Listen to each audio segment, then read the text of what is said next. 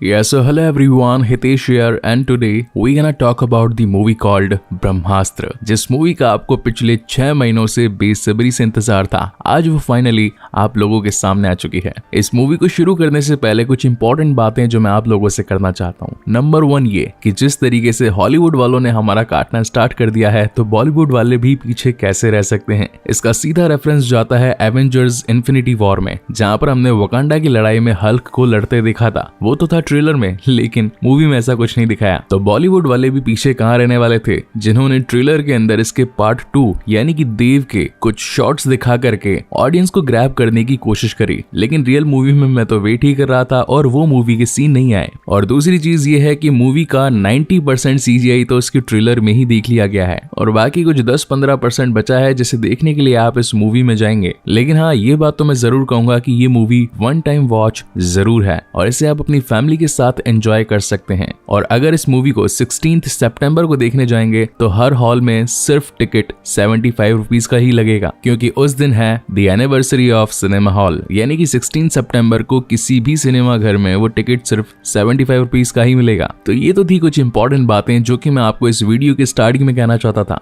Now coming back to the main story, जिसकी शुरुआत में अमिताभ बच्चन की नरेटिंग वॉइस में हमें ये पता चलता है कि आज से सदियों पहले भगवान को खुश करने के लिए कुछ ऋषि मुनियों ने बहुत सारा जाप किया, उन्हें याद किया, जिसकी वजह से भगवान शिव ने आकर उन सभी को वरदान दिए। उन वरदान में कुछ अस्त्र थे, किसी को वानर अस्त्र मिला, किसी को नंदी अस्त्र मिला, किसी को जल अस्त्र तो किसी को अग्नि अस्त्र। और अब इस पूरे ग्रुप को नाम दिया गया ब्रह्मांश, ब्रह्म का अंश यानी कि ब्रह्मांश। सदियों दर सदियां ये ग्रुप आगे बढ़ता गया और ये अस्त्र भी आगे आने वाली पीढ़ी को ट्रांसफर होते गए। मगर उन अस्त्रों में एक अस्त्र ऐसा था जो कि था ब्रह्मास्त्र, देवों का देव अस्त्र। इसमें इतनी ताकत थी कि इसकी ताकत को कोई भी काबू नहीं कर पा रहा था। इसलिए सभी ऋषि मुनियों ने अपनी पावर्स को इकट्ठा करके इस अस्त्र को एक छोटे से गोल पत्थर में डाल दिया। लेकिन इस पत्थर को पाने के लिए उनके ही ग्रुप में से एक विभीषण पैदा हो गया। अब ये कहानी मैं आपको आगे कंटिन्यू करूंगा। यहाँ से कहानी आती है प्रेजेंट टाइम में, जहाँ पर हम एक साइंटिस्ट को देख पाते हैं जिनका रोल प्ले किया है none other than Shahrukh Khan ने। इस मूवी में इस कैरेक्टर का नाम है मोहन। हम व्यूअर्स को यहाँ पर यह पता चलता है कि ब्रह्मास्त्र की शक्ति को काबू करने के लिए जिस पत्थर में उसे डाल दिया गया था, अब उस पत्थर को कोई हासिल ना कर ले, इसलिए उसे 3 भागों में डिवाइड कर दिया गया। और उन्हीं टुकड़ों में से एक टुकड़ा मोहन के पास भी था, लेकिन उसे लेने के लिए कुछ गुंडे वहां पर पहुंच जाते हैं जिनका नाम होता है जोर और रफ्तार। मोहन उस ब्रह्मास्त्र के पहले टुकड़े को छिपाने के लिए अपने खून का इस्तेमाल करता है। हमेशा उस्ताद के खून से ही ब्रह्मास्त्र का टुकड़ा अपने असली रूप में आ पाता था। तो यहाँ पर मोहन उसे एक दूरबीन में बदल देता है। अभी शिकारी उसे ढूंढने में अपना काफी वक्त लगा देते हैं, मगर वो इन्हें नहीं मिलता।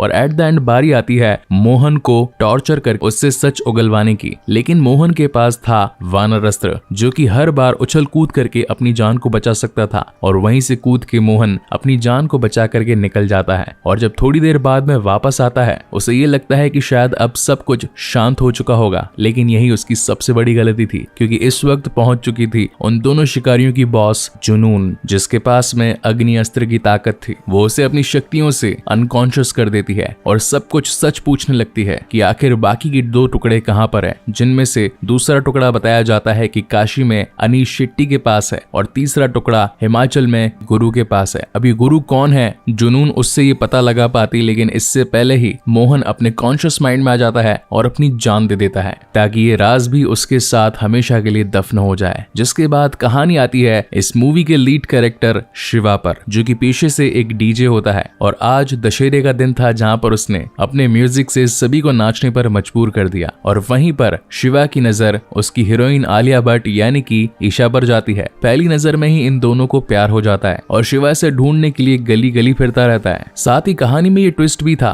कि शिवा को जो भी इंसिडेंट्स मोहन के साथ हुए वो सब कुछ लाइव टेलीकास्ट दिख रहे थे, क्योंकि मोहन ने मरने से पहले ये कहा था कि जिस शक्ति को तुम लोग चुराने आए हो तो शक्ति को बचाने वाला भी पैदा होगा, और वो इस दुनिया में आ चुका है, यानी कि इनडायरेक्टली वो था शिवा। इसी तरीके से कुछ दिन निकल जाते हैं और एक बार माँ दुर्गा की पूजा होने वाली होती है। और जब शिवा वहां पहुंचता है तो उसकी मुलाकात ईशा से होती है और इन दोनों की फ्रेंडशिप और ज्यादा गहरी हो जाती है। इसी दौरान शिवा अपना पास्ट भी बताता है कि बचपन में ही मेरे माता पिता गुजर गए। जब मैं 1 साल का था तब इस घर में आग लगी थी और मेरी माँ उसी में चल बसी, लेकिन जाने से पहले वो मेरे लिए एक गिफ्ट छोड़ गई, जो कि था एक शंख। इन दोनों की ही बातें चली रही थी और तभी शिवा को विजन विजन्स आने लगते हैं कि किस तरीके से जुनून ने मोहन को टॉर्चर किया और मोहन ने अपनी जान कुर्बान कर दी। और अब जुनून का दूसरा निशाना था अनीश शेट्टी, जो कि इस वक्त काशी में है। अनीश की जान बचाने के लिए शिवा तैयार हो जाता है, लेकिन तभी उसे ईशा कहती है कि वो भी उसके साथ चलेगी, जिसके बाद ये दोनों ही अपनी जर्नी काशी के लिए स्टार्ट कर देते हैं। और यहाँ पर इस मूवी का one of the best song भी आता है, केसरिया तेरा इश्क है पिया।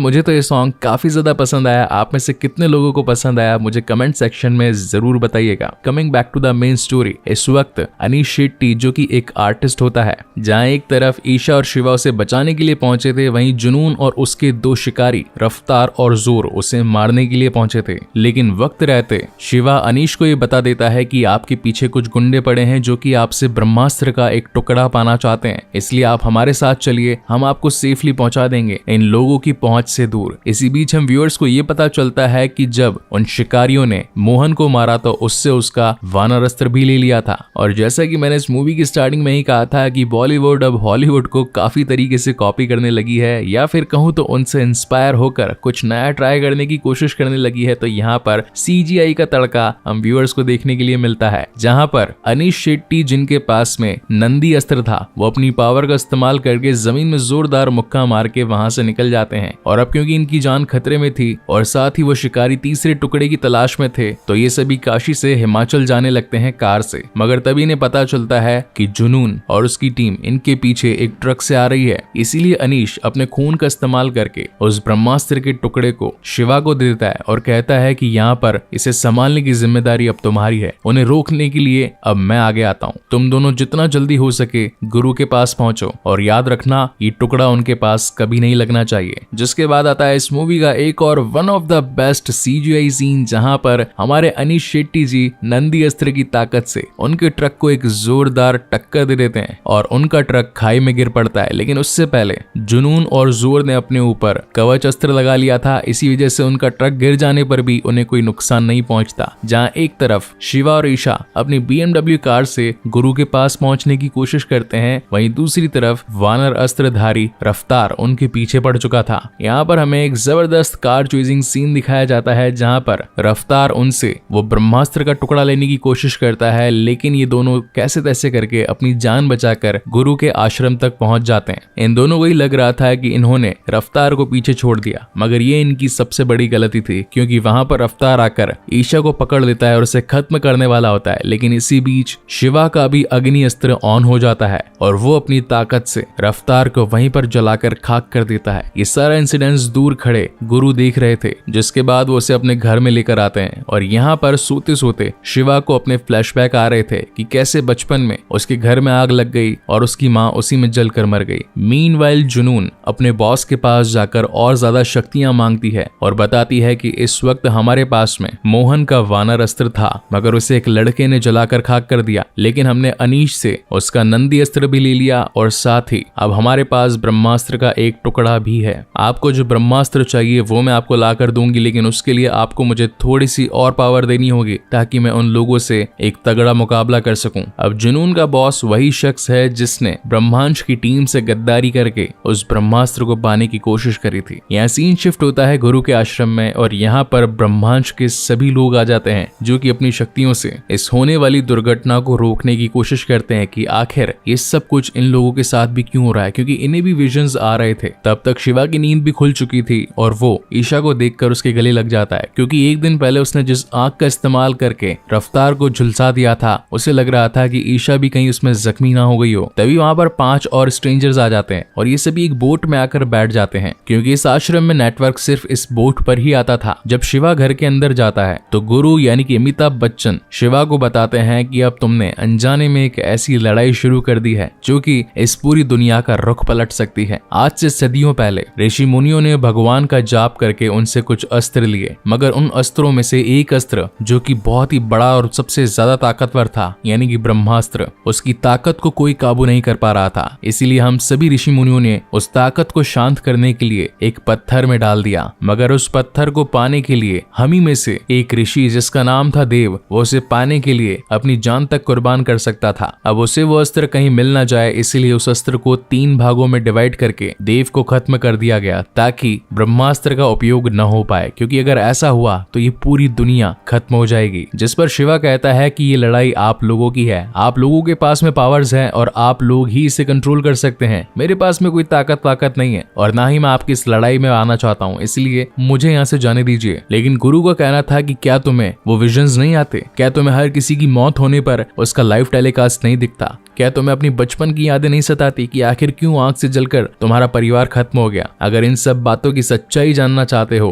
तो मेरे साथ मिल जाओ। जिसके बाद शुरुआत होती है शिवा की ट्रेनिंग की और वो अपने 5 दोस्तों के साथ मिलकर अपनी पावर्स को जगाने की कोशिश करता है। उन 5 लोगों में किसी के पास सर्प अस्त्र था तो किसी के पास कवच अस्त्र, किसी के पास वायु अस्त्र था तो किसी के पास में धरती अस्त्र और एक के पास था हीलिंग अस्त्र। हीलिंग यानी कि घावों को भर देने वाला अस्त्र, बोले तो संजीवनी बूटी जैसा कोई। तो रात को सोते वक्त अगेन शिवा को वही विजन्स आने लगते हैं कि किस तरीके से जुनून ने अपनी शक्ति को बढ़ा लिया है और वो अब हमारे पीछे आ रही है। लेकिन तभी गुरु उसके पास आते हैं और उसे सच्चाई बताते हैं कि आखिर क्यों ये लोग तुम्हारे पीछे पड़े हैं। बेसिकली हुआ ये था कि देव, जिसके पास काफी सारे अस्त्र थे और उसकी शक्तियां भी काफी ज्यादा थी और फाइनली वो ब्रह्मास्त्र को पाना चाहता था, लेकिन उसकी वाइफ अमृता, जिसके पास में जल अस्त्र की ताकत थी, वो नहीं चाहती थी कि ब्रह्मास्त्र की ताकत एक्टिवेट हो जाए और इस पूरी दुनिया को ही खत्म कर दे। इसीलिए ब्रह्मास्त्र की लड़ाई में ये दोनों एक द्वीप पर बहुत ही खतरनाक तरीके से लड़े और ये अमृता ही थी, यानी कि तुम्हारी माँ, जिसने अपनी ताकत से ब्रह्मास्त्र के पत्थर के 3 टुकड़े किए। लेकिन फाइनली उस द्वीप पर जहाँ ये फाइट चल रही थी, अमृता ने देव को खत्म कर दिया। अब इस सच्चाई को जानकर तो शिवा काफी ज्यादा मोटिवेट हो चुका था और अगले दिन से अपनी ट्रेनिंग को और ज्यादा सीरियस लेने लगा था। शिवा का कहना था कि ब्रह्मास्त्र के 3 टुकड़े हुए थे, एक तो उनके पास मोहन से मिल गया, दूसरा अनीश का जो था वो मैं आपके पास ले आया, क्या तीसरा टुकड़ा आपके पास है? तो गुरु बताता है कि तीसरा टुकड़ा मिला ही नहीं। जब अमृता और देव की फाइट हुई तो वो तीसरा टुकड़ा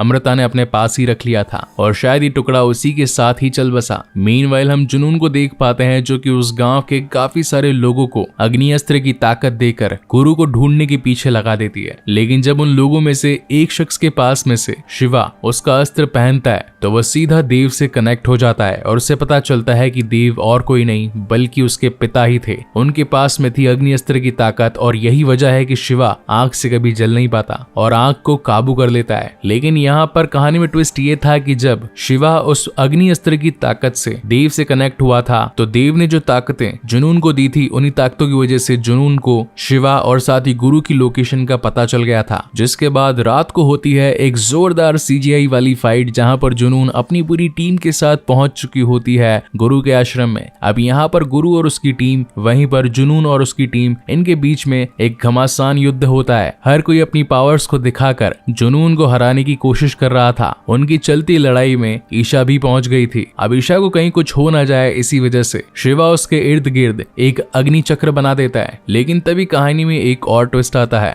मौनी अपनी जल अस्त्र की ताकत से बारिश कर देती है और शिवा ने जो अग्नि चक्र बनाया था उसे ध्वस्त कर देती है। अब मुझे तो कहीं ना कहीं ये लग रहा है कि शिवा की बहन ही होगी ये, मतलब नेक्स्ट पार्ट में हो सकता है कि दिखाया जाए, क्योंकि इसके पास अग्नि की भी ताकत है और जल की भी ताकत है। वेल, ये तो था एक सेकंड पार्ट से spoiler. Coming back to the main story, Brahmastra के जिस तीसरे टुकड़े की बात चल रही थी वो बेसिकली वो शंख ही था जो कि शिवा के घर में उसकी मां ने उसकी आखिरी निशानी के लिए छोड़ दिया था और शिवा के खून की बूंद से वो अपने असली रूप में आ जाता है। ये 5 पांडव जुनून को रोकने के लिए काफी कोशिश करते हैं, लेकिन अब जुनून के पास में ब्रह्मास्त्र के 3 टुकड़े आ चुके थे, जिसे जोड़ने के बाद ब्रह्मास्त्र एक्टिवेट हो जाता है और इस पूरी दुनिया का धीरे धीरे विनाश होने लगता है। पूरी धरती फटने लगती है, आसमान पीला हो जाता है और एक अनोखी शक्ति इनके सामने आ चुकी थी। मगर कहानी में दिखाई गई है प्यार की शक्ति, जो कि सारी शक्तियों से सबसे बड़ी होती है और अपने ईशा को कुछ हो ना जाए इसी वजह से शिवा उस ब्रह्मास्त्र की ताकत के बीच में आ जाता है और धीरे धीरे उस ब्रह्मास्त्र की ताकत को ही कंट्रोल करने लगता है और फाइनली ब्रह्मास्त्रधारी हो जाता है। यानी कि जब पहले उससे अपनी ताकत का इस्तेमाल करने के लिए एक लाइटर की आग की जरूरत पड़ती थी, अब वो ताकत उसके अंदर से ही जनरेट हो रही थी और अब सब कुछ शांत हो जाता है और इसी के साथ ये मूवी यहीं पर खत्म होती है। इस मूवी के पोस्ट क्रेडिट सीन में हमें ये पता चलता है कि जब ब्रह्मास्त्र की ताकत एक्टिवेट हुई तो देव, जो उस द्वीप पर काफी टाइम से एक पत्थर की मूर्त में कैद था, वो भी आजाद हो चुका था। और इसी तगड़े सस्पेंस के साथ ब्रह्मास्त्र का शिवा द पार्ट 1 यहीं पर खत्म होता है। सो गाइज, आपको ये वीडियो कैसा लगा प्लीज मुझे लाइक और कमेंट करके जरूर बताइएगा और अगर पहली बार इस चैनल पर आए हैं तो इसे सब्सक्राइब जरूर कीजिएगा, क्योंकि इसके बाद में एक और बेहतरीन मूवीज आप लोगों के लिए लाने वाला हूँ। सो तब तक के लिए keep watching and stay safe. मिलते हैं अगले वीडियो में।